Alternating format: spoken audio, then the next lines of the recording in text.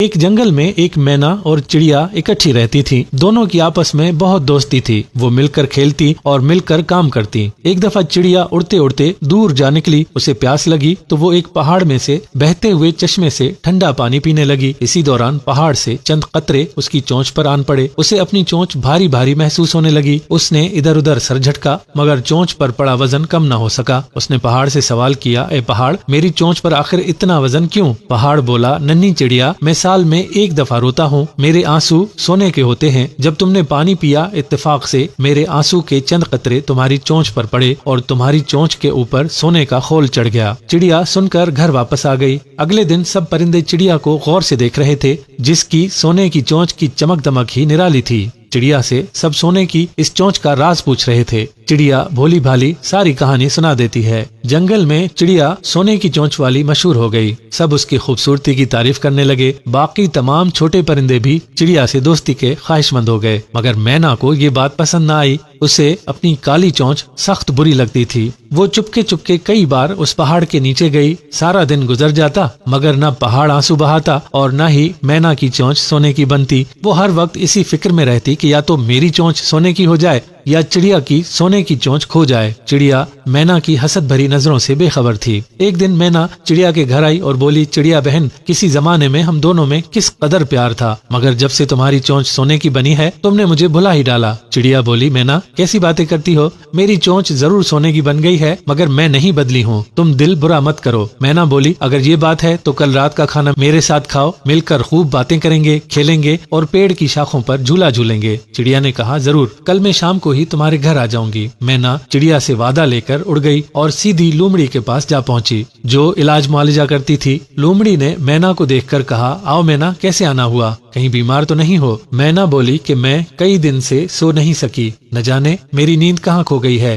مہربانی فرما کر مجھے نیند کی دوا دے دیں تاکہ خوب سو سکوں۔ مینا لومڑی سے نیند کی دوا لے کر گھر پہنچی، دوائی کو گھونسلے کے ایک کونے میں رکھا اور خود گہری نیند سو گئی۔ اگلے دن چڑیا کے آنے سے پہلے ہی مینا نے 2-3 قسم کے اچھے کھانے چڑیا کے لیے تیار کیے، انہیں شیشے کی پلیٹوں میں سجایا۔ کھانے میں لومڑی کی دی ہوئی نیند کی دوائی شامل کر دی اور کام ختم کر کے چڑیا کا انتظار کرنے لگی۔ بیچاری چڑیا ندی پر جا کر خوب نہائی، پروں میں کنگھی کی، آنکھوں میں سرما لگایا اور اپنے سونے کی چمکتی ہوئی چونچ کو خوب چمکایا اور مینا کی طرف چل پڑی۔ راستے میں بھی بکری سے پھول لیے تو بکری بولی، واہ چڑیا، آج تو پوری ہی سونے کی لگ رہی ہے، کہاں جا رہی ہو؟ چڑیا نے مینا کی دعوت کے بارے میں بتایا اور پھول لے کر چل دی۔ راستے میں ایک درخت پر جگنو میاں نیند کے مزے لے رہے تھے۔ چڑیا نے ان کے کان کے پاس جا کر زور سے چوں چوں کی تو وہ ایک دم سے ڈر کر جاگ گئے۔ چڑیا ہنستی اور جگنو کو تاکید کرنے لگی کہ رات کو واپسی پر مینا کے گھر سے مجھے میرے گھر تک پہنچا دینا، کیونکہ راستے میں اندھیرا ہو جائے گا۔ جگنو نے چڑیا سے وعدہ کر لیا اور چڑیا خوشی خوشی مینا کے گھر جا پہنچی۔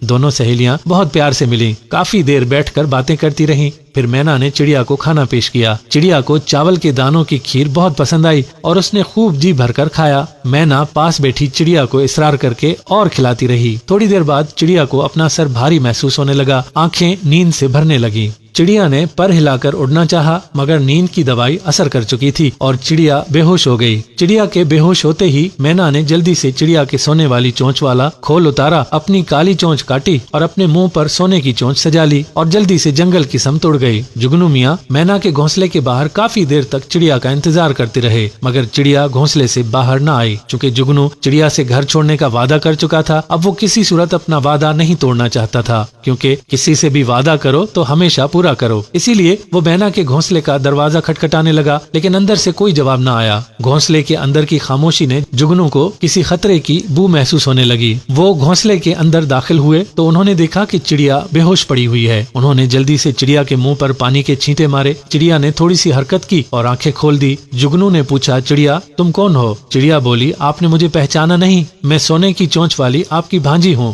جگنو بولا، تمہاری چونچ تو سونے کی نہیں ہے۔ چڑیا نے گھبرا کر چونچ پر پنجہ مارا تو اسے اپنی ناک کے پاس باریک سی چونچ محسوس ہوئی۔ وہ بھاری بھرکم سونے کا خول غائب تھا۔ اسے ساری بات یاد آ گئی کہ کس طرح مینا نے اسے دھوکہ دے دیا ہے۔ اس نے مینا کو ادھر ادھر ڈھونڈا، مینا اگر وہاں ہوتی تو نظر آتی۔ مینا کو نہ پا کر چڑیا رونے لگی۔ رات کی تاریکی میں چڑیا کے شور نے جنگل میں سوئے تمام پرندوں کو جگانا شروع کر دیا۔ جب سب جنگل کے پرندے چڑیا کے ارد گرد جمع ہو گئے تو چڑیا زارو قطار رو رہی تھی اور جگنو سب کو بار بار مینا کے دھوکے اور چڑیا کی سونے کی چونچ کا قصہ سنانے میں مصروف تھا۔ سب پرندوں کو مینا پر شدید غصہ تھا کہ آخر مینا نے اپنی ہی دوست چڑیا کے ساتھ ایسا دھوکا کیوں کیا۔ مینا کو جنگل میں ہر طرف تلاش کیا گیا مگر مینا نہ ملی۔ ہر پرندہ اور جنگل کا جانور چڑیا کو انصاف اور مینا کو سزا دلوانا چاہتا تھا، اسی لیے زور و شور سے مینا کی تلاش جاری تھی۔ کافی دنوں کے بعد جنگل کے آخری حصے سے بندر کے کچھ دوست اسے ملنے آئے۔ رات کو بیٹھے تمام بندر گپ شپ لگا رہے تھے، طرح طرح کے قصے سنا کر ایک دوسرے کو حیران کرنے کی کوشش میں تھے۔ ایک مہمان چھوٹے بندر نے کہا کہ میں نے جنگل میں ایک عجیب سی مینا دیکھی ہے، جو ہے تو عام مینا ہی جیسی مگر اس کی چونچ سونے کی ہے، اس قدر چمکتی ہے کہ اندھیرے میں بھی روشنی ہو جاتی ہے۔ اسی درخت کی شاخ پر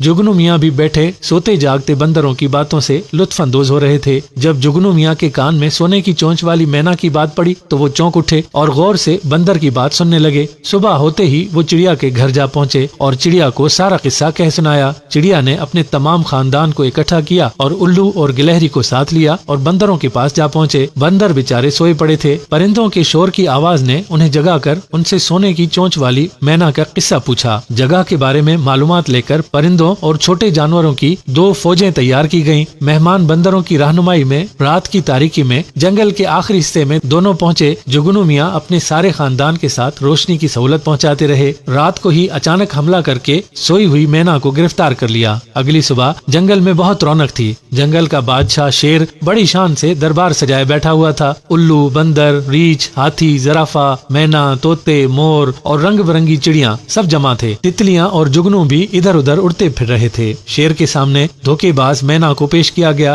الو نے تمام قصہ سنایا۔ لومڑی نے گواہی دی کہ مینا نے اس دن ان کے کلینک سے نیند کی دوا لی تھی اور جگنو میاں نے گواہی دی کہ مینا کے گھونسلے میں اس نے چڑیا کو بے ہوش پڑے دیکھا اور سب سے بڑا ثبوت تو مینا کے سونے کی چونچ تھی جو چمک رہی تھی۔ مینا شرمندگی سے سر جھکائے کھڑی تھی۔ تمام پرندے شیر بادشاہ سے چڑیا کو انصاف دلانے کی درخواست کر رہے تھے۔ شیر نے تمام گواہیاں سن کر چیتے اور ہاتھی سے مشورہ کیا اور لومڑی سے کہا کہ مینا کی سونے کی چونچ اتار کر ابھی چڑیا کو واپس لگا دو۔ لومڑی نے حکم کی تعمیل کی اور مینا کی چونچ اتار کر چڑیا کو واپس لگا دی اور مینا کو چھوڑ دیا گیا کیونکہ اس نے اپنی سزا کا بندوبست خود کر لیا تھا جب اس نے اپنی کالی چونچ کاٹ کر سونے کی یہ چونچ لگائی تھی۔ اب مینا پورے جنگل میں شرمندہ شرمندہ سی بغیر چونچ کے پھرتی ہے، نہ ٹھیک طرح سے دانا چگ سکتی ہے اور نہ ہی کیڑے مکوڑوں کا شکار کر سکتی ہے۔ اب اسے اپنی حرکت پر افسوس ہے مگر اب پچھتانے سے کیا ہوتا جبکہ چڑیا چگ گئی کھیت۔ لہٰذا ساتھیوں، کسی کی اچھی چیز دیکھ کر اپنی چیز کو برا مت سمجھو اور کسی سے حسد مت کرو کیونکہ حسد میں مبتلا لوگ کبھی بھی خوش نہیں رہ سکتے اور ان کو ایک نہ ایک دن سزا کا سامنا بھی ضرور کرنا پڑتا ہے۔ امید کرتے ہیں کہ یہ ویڈیو آپ کو پسند ضرور آئی ہوگی۔ ہمارے چینل کو سبسکرائب کرنا ہرگز مت بھولیے گا۔